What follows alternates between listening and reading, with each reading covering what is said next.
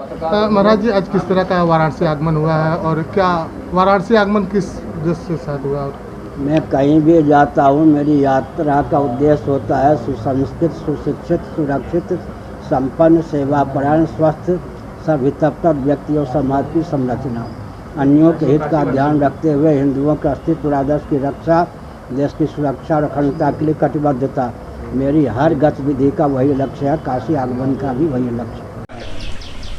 और काशी में कहा जा रहा है कि बाबा मिल गए, तो संकेत और ज्ञानवापी को लेकर आपका क्या मत है? आगे की जो रणनीति है संतों की वो क्या है? कोई भी देश कितने ही वर्षों तक परतंत्र क्यों न रहा हो, मानवाधिकार की सीमा में उसे स्वतंत्रता का अधिकार प्राप्त रहता है। वैसे ही हमारे प्रशस्त मानबिंदुओं को मानवाधिकार की सीमा का अतिक्रमण करके, मानवोचितशील का अतिक्रमण करके जिन तत्वों ने विकृत किया या ध्वस्त किया, अब हम स्वतंत्र भारत में हैं।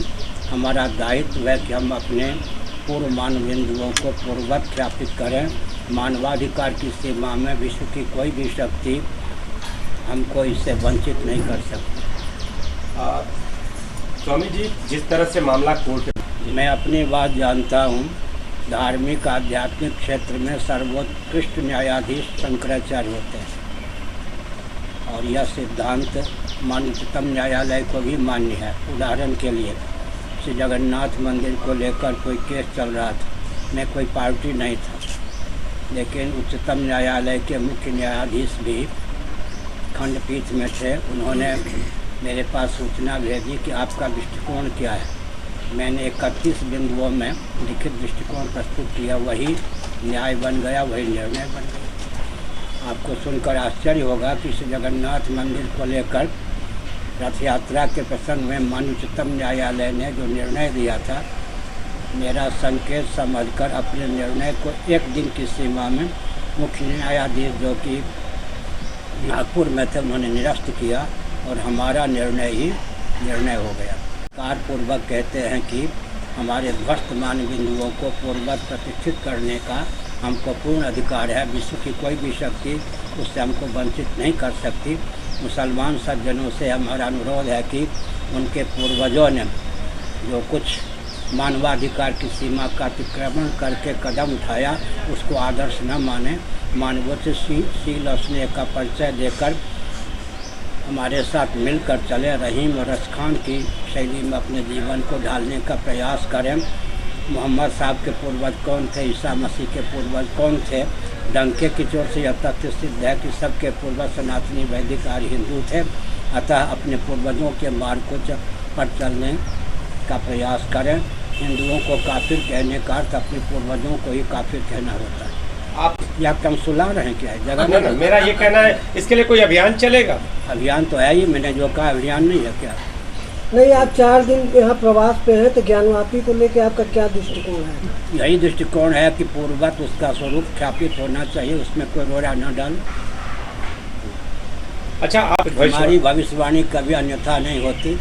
श्री राम सेतु को लेकर हमने कहा था कि राम सेतु टूटेगा, नहीं टूटा। इसी प्रकार अयोध्या में मस्जिद बनाने की भी योजना थी। रामालय ट्रस्ट की नरसिंह राव जी मंदिर आमने सामने अगल बगल मस्जिद बनाना चाहते थे। हमने कहा नहीं बनना है, मस्जिद नहीं बने।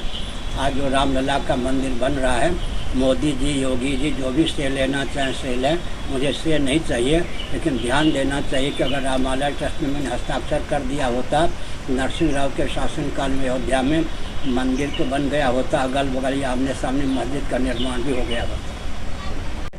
भविष्यवाणी करने वाले ज्योतिषी लोगों को पूछिए, हम भविष्यवाणी ही नहीं करते, हम तो भविष्य का निर्माण भी करते। गुरुजी, जिस तरह से अभी अंदर के कुछ वीडियो भी सामने आपके भी आए होंगे, बहुत सारी सोशल मीडिया पर भी वो वायरल हो रहे हैं। अंदर कई प्रतीक चिन्ह मिले, जब लोग पहुंचे अंदर, जो सर्वे टीम पहुंची तो कई प्रतीक चिन्ह मिले।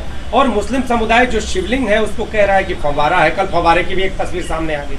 ऐसा है कि तेजो महालय नाम था ताजमहल का, इतिहास है यह। जयपुर नरेश के पास सारे कागजात हैं परंपरा से। तेजो महालय था नाम, ताजमहल नहीं, वो शिवालय था। जिसको मक्का कहते हैं, वो मक्केश्वर महादेव वहाँ प्रतिष्ठित थे। कहाँ तक ये लोग शांति का परिचय नहीं देंगे? आखिर बुद्धि जो होती है वो सत्य का पक्षधर होती है, जीव स्वयं सत्य का पक्षधर होता है। सत्य को विश्व के सामने प्रस्तुत करें तो जितने भी सत्य के पक्षधर हैं वो तो मानेंगे ही, और जो सत्य को नहीं मानते हैं उनको भी दबने के लिए बाध्य होना पड़ेगा। जो 3 दिवसीय आपका यहाँ पे प्रवास है, उसमें कुछ बैठक भी आप कर रहे हैं, उस बैठक के मुख्य बिंदु क्या होंगे? क्या उसमें भी ये मुद्दे अन्यों के हित का ध्यान रखते हुए हिंदुओं के अस्तित्व और आदर्श की रक्षा, देश की सुरक्षा और अखंडता के लिए कटिबद्धता, सुसंस्कृत, सुशिक्षित, सुरक्षित, संपन्न, सेवापरायण, स्वस्थ, सभी तत्व व्यक्तियों समाज की संरचना में सहभागिता। निर्विवाद तथ्य है कि वहाँ शिवलिंग थे, पूरी काशी शिवलिंग है। निर्विवाद को विवाद का रूप देना उचित नहीं। महाराज जी, जबकि मुसलमान पक्ष का कहना है कि वह तो फव्वारा है, और वहाँ पे उसी बात को लेकर ओवैसी भी कर रहे हैं। मेरा कहना है कि मोहम्मद साहब हिंदू थे, है या नहीं? मेरा कहना है कि ईसा मसीह हिंदू थे, है या नहीं? मेरा कहना है कि पूरी काशी शिवलिंग है या नहीं? फिर महाराज जी, ओवैसी मेरा कहना है कि शिव जी ने जगत बनाया, उस समय खुदा का कोई नाम भी नहीं था, ईसा मसीह का नाम भी नहीं था, गॉड का कोई नाम भी नहीं था। आगे महाराज जी, जिस तरह से ओवैसी बार बार कह रहे हैं कि मस्जिद था, मस्जिद है और कयामत तक वो मस्जिद रहेगा, तो ओवैसी को क्या कहना चाहेंगे इनके बाद? तो जिस तरह से ये बार बार एक ही बात दोहरा रहे हैं। उड़ाने दीजिए, फव्वारा उड़ाने वाले उड़ाते हैं, वो हवा में जाके फट जाता है। बच्चे लोग उड़ाते हैं ना, उड़ाते उधर फट जाता है, बच्चे बहुत प्रसन्न होते, कोई को रोने लगते आगे।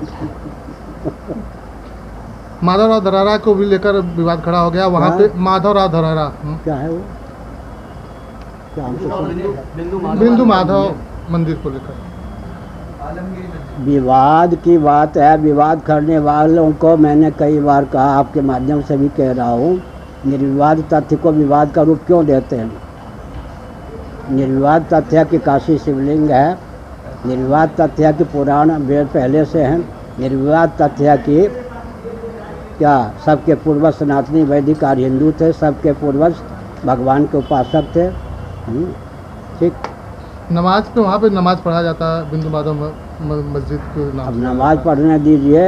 वहाँ पे रोक लगाने की भी मांग दायर किया गया है कोर्ट में। हाँ, तो वहाँ पे रोक लगा दिया मुझसे पूछे तो मार्गदर्शन दूंगा। डिजिटल इंडिया का digital new platform live VNS पिछले 7 वर्षों से बनारस की सेवा में। पाइए बनारस के कोने कोने की खबर निष्पक्षता के साथ। लाइव वीएनएस से बनारस की ताज़ा तरीन खबरों के लिए प्ले स्टोर से डाउनलोड कीजिए लाइव वीएनएस ऐप या फॉलो कीजिए लाइव वीएनएस को सोशल मीडिया पर।